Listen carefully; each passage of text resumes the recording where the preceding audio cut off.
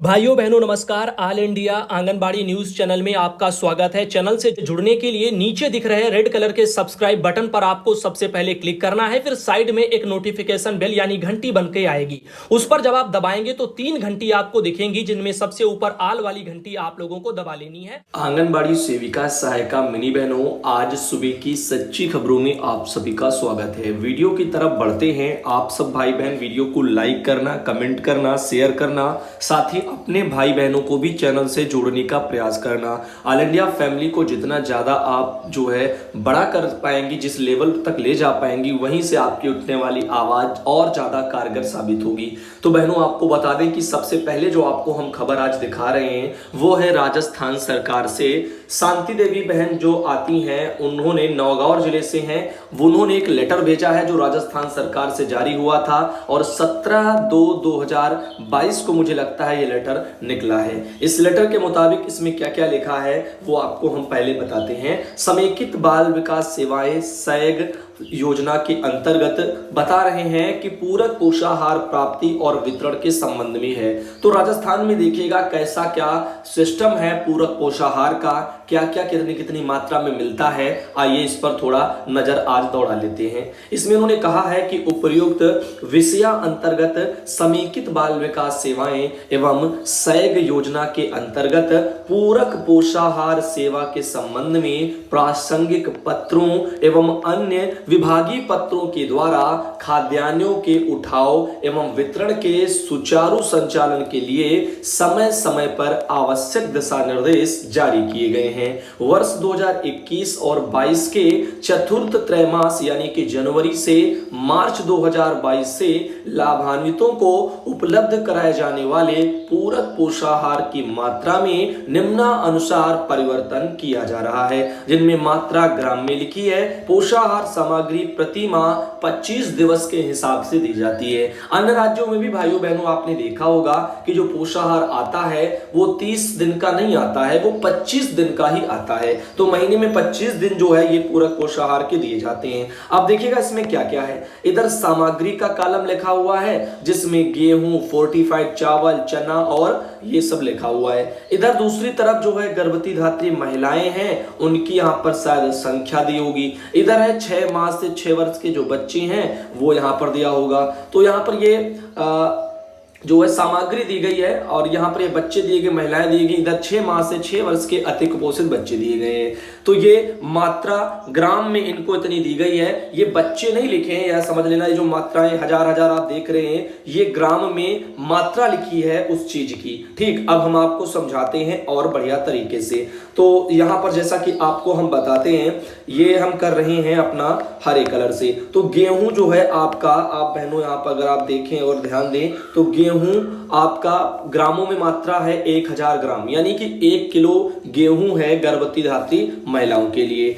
एक जो है और 6 माह से 6 वर्ष के जो बच्चे हैं उनके लिए जो है 1 किलो गेहूं है, यानी 1000 ग्राम मात्रा गेहूं की है। तो यहाँ पर और ऐसे ही जो है यहाँ पर 6 माह से जो 6 वर्ष के जिनमें अति कुपोषित बच्चे हैं उनको 2 किलो गेहूं है, यानी 2000 ग्राम जो है यहाँ पर मात्रा लिखी है। आपने ऊपर देखा है ये मात्रा ग्राम में इसमें सब दी गई है। और इधर फोर्टिफाइड जो चावल है वो गर्भवती और धात्री महिलाओं के लिए 1 किलो है और ऐसे ही 6 माह से 6 वर्ष के बच्चों के लिए भी 1 किलो है। वहीं पर जो अति कुपोषित हैं 6 से 6 वर्ष के बीच के, उनको 1.5 किलो यहाँ पर ये दिया जाएगा फोर्टिफाइड चावल। गेहूं नहीं, ये चावल है। तो गेहूं हो गया ऊपर 1 किलो गर्भवती महिलाओं के लिए और फिर 6 माह से 6 वर्ष के बच्चों के लिए, और फिर जो अति कुपोषित है उनको 2 किलो। ऐसे ही जब चावल की बात करें तो 1 किलो और इनको 1.5 किलो। ऐसे चना दाल की बात करें तो गर्भवती धात्री के लिए 3 किलो और 6 माह से 6 वर्ष वाले बच्चों के लिए 2 किलो और 6 माह से 6 वर्ष वाले बच्चों के लिए जो अति कुपोषित है उनको भी 3 किलो। तो अगर आप चने की बात करें, चने की दाल की, तो यहाँ पर अति कुपोषित वालों को 3 किलो और गर्भवती धात्री माताओं को भी 3 किलो चना दाल यहाँ पर दी जा रही है। और वहीं 6 माह से 6 वर्ष के बच्चों को 2 किलो और बाकी गेहूं चावल उसकी मात्रा थोड़ी हिसाब से है। तो ये जो कुछ है, अब देखिए योग आपको बताते हैं। गर्भवती धात्री जो महिलाएं हैं उनको जो भी राशन है THR टोटल 5 किलो मिलता है। 6 माह से 6 वर्ष के बच्चों को टोटल 4 किलो मिलता है। 6 माह से 6 वर्ष के अति कुपोषित जो बच्चे हैं उनको 6.5 किलो मिलता है। तो ये हो गई उनकी टोटल मात्राएं जो गेहूं, चावल और जो है यहाँ पर चना दाल की हैं। अब आगे देखिए क्या लिखा है। इनका कहना है कि पूरक पोषाहार की परिवर्तित मात्रा से भारत सरकार के द्वारा निर्धारित पोषणीय मापदंडों के अनुरूप ही प्रोटीन एवं कैलोरी प्राप्त हो सकेगी।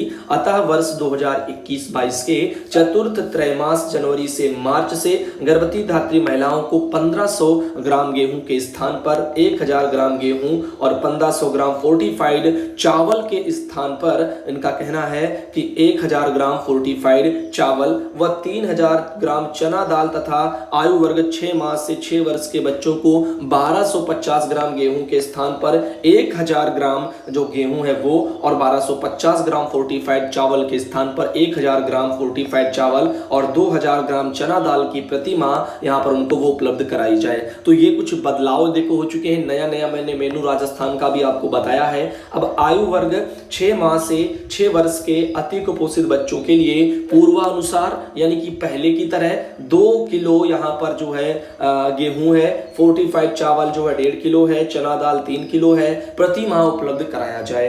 सैग योजना के अंतर्गत 11 से 14 वर्ष की स्कूल ना जाने वाली जो किशोरी बालिकाएं हैं उनको प्रति महीने 3 किलो चना दाल उपलब्ध कराई जाए। सैग योजना के अंतर्गत भारत सरकार से गेहूं और फोर्टिफाइड चावल का आवंटन प्राप्त होने पर पृथक से आंगनबाड़ी केंद्रवार उप आवंटन किया जाए। अगर आप देखें तो 3 किलो यहाँ पर जो मात्रा है कितनी 3 किलो वो अपने आप में पर्याप्त है। एक महीने में 3 किलो दाल अगर आदमी डेली भी खाएगा तब भी जो है सफिशिएंट है इतनी। अब आप समझिएगा अगर ये खाई जाए तो काफी जो हद तक सुधार तो देखने को मिलेगा। उपरोक्त दिशा निर्देशों की पालना के साथ ही पूरक पोषाहार के आवंटन, उठाव, वितरण, भंडारण आदि के संबंध में पूर्व में समय समय पर जारी किए गए दिशा निर्देश की पालना भी सुनिश्चित की जाए। और प्रासंगिक जो है यहाँ पर लिखा है सुलभ संदर्भ हेतु प्रासंगिक दिशा निर्देशों की प्रतियां पुनः संलग्न है। और यहाँ पर जो सुपरवाइजर हैं वह आंगनबाड़ी केंद्र के समस्त जो मानदेय कर्मी हैं उनको भी अवगत कराओ और उन्हें उक्त निर्देशों की प्रति भी उपलब्ध कराओ। यानी इन्हीं मानकों की प्रतियां भी राजस्थान में जो मानदेय कर्मी हैं यानी आंगनबाड़ी सेविका, सहायिका, मिनी से तात्पर्य इनका है तो उन सबको भी प्रतियां उपलब्ध कराओ। तो ये एक हमारे पास लेटर आया था राजस्थान से। तो अच्छा होगा आप लोगों को ये पसंद आया हो। वहीं पर चलते हैं आगे। थोड़ा आपको पता है तबीयत दिक्कत रह रही है, गले में भी थोड़ा प्रॉब्लम है। मैं कोशिश करता हूँ आप लोगों को खबरें पहुँचाने के लिए। अर्चना शर्मा बहन आती हैं गोरखपुर से और गोरखपुर में जो डीपीओ महोदय हैं उनका 18 मई को एक लेटर जारी हुआ है। गोरखपुर में जो समस्त सीडीपीओ लोग हैं उनको भेजा गया है। हेमंत सिंह जी हैं जिला कार्यक्रम अधिकारी डीपीओ गोरखपुर के। आइए देखते हैं इन्होंने अपने जारी लेटर में क्या कहा। इन्होंने कहा है कि निदेशालय बाल विकास सेवा एवं पुष्टाहार उत्तर प्रदेश के पत्र संख्या दी है दिनांक 6/5/2022 के द्वारा निदेशालय दिए गए निर्देशों के क्रम में 18/5/22 को UIDAI क्या लिखा है UIDAI के क्षेत्रीय कार्यालय गोमती नगर लखनऊ के जो मास्टर ट्रेनर हैं उनका प्रशिक्षण प्रदान करते हुए आधार नामांकन के कतिपय बिंदुओं पर निर्देशित किया गया है। तो आधार के जुड़ी हुई कुछ बातें हैं। बाल विकास परियोजना में निदेशालय स्तर से उपलब्ध कराए गए आधार नामांकन किट्स यथा जैसे कि डेस्कटॉप एवं टैबलेट एवं L1 लिखा है जिसमें सॉफ्टवेयर जो इंस्टॉलेशन एवं डिवाइस रजिस्ट्रेशन इसकी प्रक्रिया पूर्ण कर ली जाए। तो ये जो भी है अपना इसको कर लें, डेस्कटॉप हो या टैबलेट हो उसमें जो भी सॉफ्टवेयर हो सब कर लिए जाए। L1 की प्रक्रिया पूर्ण करने के बाद L2 जिसमें कि किट एक्टिवेशन है यानी प्रक्रिया के लिए UIDAI कार्यालय को सूचना निर्धारित प्रारूप पर भी प्रेषित कर दी जाए। अधिकारी कर्मचारियों का सर्टिफिकेशन एग्जामिनेशन का कार्य भी पूर्ण कर लिया जाए। जनपद के अधिकारी कर्मचारी का सर्टिफिकेशन एग्जामिनेशन पूर्ण करा करके सर्टिफाइड ऑपरेटर्स या सुपरवाइजर्स की ऑन बोर्डिंग की प्रक्रिया पूर्ण कराई जाए। साथ ही लिखा है उपयुक्त के क्रम में जनपद गोरखपुर में बाल विकास परियोजना अधिकारियों में आपूर्तित डेस्कटॉप एवं टैबलेट में L1 की प्रक्रिया जिन परियोजनाओं में अब तक नहीं हो पाई है उसे तत्काल पूर्ण कराएं तथा 1 सप्ताह के अंदर बाल विकास परियोजना अधिकारी, मुख्य सेविका, लिपिक, इन सब की इनको जो प्रति परियोजना 3-4 आंगनबाड़ी कार्यकर्ती जो कंप्यूटर टैबलेट की जानकारी रखती हों, सर्टिफिकेशन एग्जामिनेशन हेतु वेबसाइट ये दी गई है uidai.gov.in। इस पर जो है अपना निःशुल्क रुपया 470.82 का ऑनलाइन भुगतान कर परीक्षा हेतु तिथि, समय एवं सेंटर का स्लॉट बुक करके ऑपरेटर सुपरवाइजर हेतु परीक्षा देते हुए सर्टिफिकेट इस कार्यालय को उपलब्ध कराएं। तो यहाँ पर उन्होंने लिखा निर्धारित, जो ये निःशुल्क नहीं है, निर्धारित एक शुल्क दी है 470 रुपये 82 पैसा, तो 471 समझ लीजिएगा। तो यहाँ पर इतने पैसे यहाँ पर फीस भी के रूप पर कटेंगे। शासन एवं निदेशालय स्तर से इस कार्य की नियमित रूप से मॉनिटरिंग रहेगी और अस्तु निर्धारित अवधि में इस कार्य को पूर्ण कर नहीं किया जाता है तो संबंधित उत्तरदायित्व तो निर्धारित करते हुए कार्रवाई हेतु निदेशक महोदय को अवगत करा दिया जाएगा। तो एक ये लेटर वहां से जारी हुआ। वहीं पर आपको बता दें, इसको अर्चना बहन ने भेजा है। साथ ही यहाँ पर एक हमारे पास और लेटर है, आशा बहन आती है अयोध्या से। उन्होंने कहा है कि उनके वहां पर कार्यालय से एक ये लेटर आया था 26/4/22 को, और ये है चिकित्सा प्रतिपूर्ति देयकों के भुगतान से जुड़ा हुआ। इसमें कहा जा रहा है कि आज दिनांक 26/4/22, तो ये पिछले महीने का लेटर है। इतने कुछ संघ के पदाधिकारियों के द्वारा यह समस्या उठाई जा रही है कि चिकित्सा प्रतिपूर्ति देयकों को कार्यालय से महीनों बाद मुख्य चिकित्सा अधिकारी कार्यालय को भेजा जाता है तथा किसी का देयक पहले और किसी का देयक बाद में भेजा जाता है। यह कार्य पद्धति उचित नहीं है। इस समस्या के निदान के लिए निर्देश दिए गए हैं, जिनमें पहला निर्देश है कि खंड स्तरीय पर एक रजिस्टर बनाकर जिस दिन आवेदक का चिकित्सा प्रतिपूर्ति देयक प्राप्त हो उसी क्रमबद्ध तरीके से रजिस्टर में प्रविष्टियां की जाएं। प्रत्येक माह में 2 दिन निश्चित करके मुख्य चिकित्सा अधिकारी कार्यालय को परीक्षण या प्रति जो है हस्ताक्षरित हेतु अनिवार्यता प्रेषित की जाए। मुख्य चिकित्सा अधिकारी से परीक्षण के उपरांत सक्षम अधिकारी से नियमानुसार स्वीकृति कराकर 3 दिन के अंदर देयक आहरण एवं वितरण जो अधिकारी को भुगतान की कार्रवाई की जाए। और ऐसे यहाँ पे बोला गया है। तो देखो, समयबद्ध तरीके से ये लोग इसलिए नहीं करते हैं ताकि उसमें आंकड़ों में फेरबदल हो जाए। अब यहाँ पर ये एक लेटर आया था जो आप लोगों ने देखा, आशा बहन आती हैं अयोध्या से, उन्होंने भेजा। वहीं पर एक ये मैटर है, सरिता सिन्हा बहन है, समस्तीपुर से आती हैं, और ये लेटर है भारत सरकार के स्तर का। सभी राज्यों की बहनों के लिए ये लेटर इंपॉर्टेंट है। 19 मई को ये निकला है और अदिति दास जी हैं, उनकी तरफ से है, एडिशनल सेक्रेटरी हैं, ज्वाइंट डायरेक्टर। आगे आपको बता दें, यहाँ पर ये लेटर है वही जो 31 तारीख को आपका एक प्रोग्राम होने वाला है प्रधानमंत्री जी का, तो यहाँ पर उसके संबंध में लिखा है, in this regard Poshan Abhiyan is one of the selected scheme for the purpose interaction for the beneficiary with the honourable PM.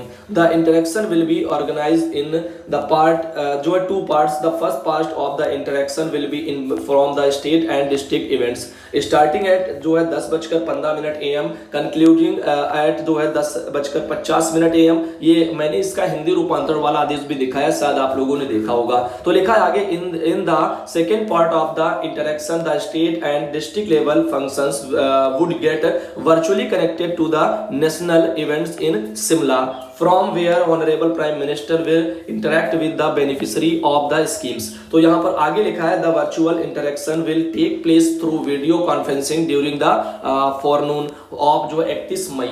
तो 31 मई को होने वाले इस प्रोग्राम के बारे में आपको पहले बता चुके हैं, और इसके जो ये कॉलम है इनको भी आपको वो दिखाया था। कैटेगरी ऑफ बेनिफिशियरी लिखा है, name, age and mobile number, LGD code of the जो आंगनबाड़ी सेंटर और डिस्ट्रिक्ट, और how benefit from the Poshan Abhiyan. इस तरह से चीजें यहाँ पे दी हैं। तो यहाँ पर ये चीजें आई थी जो आप लोगों को बताया गया था। 30 जो है यहाँ पर बेनिफिशियरी को सेलेक्ट करने के लिए भी बोला गया था, वो सब आपको बताया था, जिनमें से आपकी गर्भवती माताएं हैं और धात्री माताएं हैं और बहुत से लोग हैं जो भी आंगनबाड़ी के लाभार्थी हैं, उन सब में थोड़े थोड़े करके ले जाने थे। तो इस तरह से चीजें यहाँ पर आई थी। तो आगे चलते हैं, आपको बता दें, एक ये हमारे पास थीम थी, रीता बहन ने भेजी थी, स्तनपान से जुड़ी हुई है, और आप सबको शायद इसके बारे में पता भी होगा। और ये काफी साफ नहीं है, अन्यथा हम ऑल इंडिया के स्टोरी पोर्शन में इसको डाल देते, शायद आप लोगों को मदद मिलती। वैसे भी ग्रुपों में इससे बहुत सी जानकारियां आती रहती हैं। संगीता बहन आती हैं गाजीपुर से, और उन्होंने एक वहां से एक ये जानकारी भेजी थी कि ड्राई राशन वितरण में करोड़ों डकारे गए हैं, और ये अजीत सिंह जी हैं गाजीपुर से, उनका एक मैटर निकल के आया था। सैदपुर ब्लॉक में 314 आंगनबाड़ी केंद्रों के बच्चे संग हो रहा है धोखा, ऐसा वहां पर रिपोर्ट में था। डीएम क्या बोले हैं उस पर आप गौर करिए। सैदपुर ब्लॉक के आंगनबाड़ी केंद्रों पर चल रही राशन वितरण की गड़बड़ी की जांच कराई जाएगी। जो भी दोषी होगा उसके खिलाफ विभागीय कार्रवाई प्रस्तावित की जाएगी। इस तरह का भ्रष्टाचार अगर किसी ब्लॉक में हो रहा है तो उसे तत्काल बंद करा दिया जाएगा, वरना विभागाध्यक्ष के भी खिलाफ कार्रवाई की जाएगी। ऐसा यहाँ पर डीएम जो है वो बोले हैं कि जांच होगी। तो अब अपना देखना आगे वहां पर क्या क्या होता है। काफी यहाँ पर सेंटरों के बारे में लिखी, शिकायत के बाद भी नहीं हुई इन सेंटरों की कार्रवाई, तो इनमें जो भी है वो सब दिया गया है। अब कार्रवाई क्या हो, विभागीय अधिकारियों का भी जो है काफी मेहरबानी रहती है कि राशन ही जब सही मात्रा में नहीं बेचते हैं तो निचले स्तर पर शिकायतें तो जो है ऊपर के लिए जाएंगी कि आंगनबाड़ी राशन नहीं देती हैं। अब अगर ऊपर से राशन सही आए पूरा तो हर लाभार्थी को उसका हक मिले, तो कोई भी शिकायत क्यों करेगा। अब जिसको नहीं मिलेगा वही शिकायत करेगा तो क्या करेगा, यही तो कहेगा कि यहाँ पर गड़बड़ी हो रही है, राशन नहीं मिलता है, फला चीजें। तो जो भी है जांच हो जाए, जो भी है वो दूध का दूध हो जाए। इधर देखिएगा सरिता बहन है, जौनपुर से आती हैं और उन्होंने अपने वहां से की फोटो भेजी थी, और ये है शारदा देवी अम्बेडकर नगर से, उन्होंने भी अपने वहां से की फोटो भेजी थी। और आज सुबह का वीडियो भाइयों बहनों यहीं तक रखते हैं।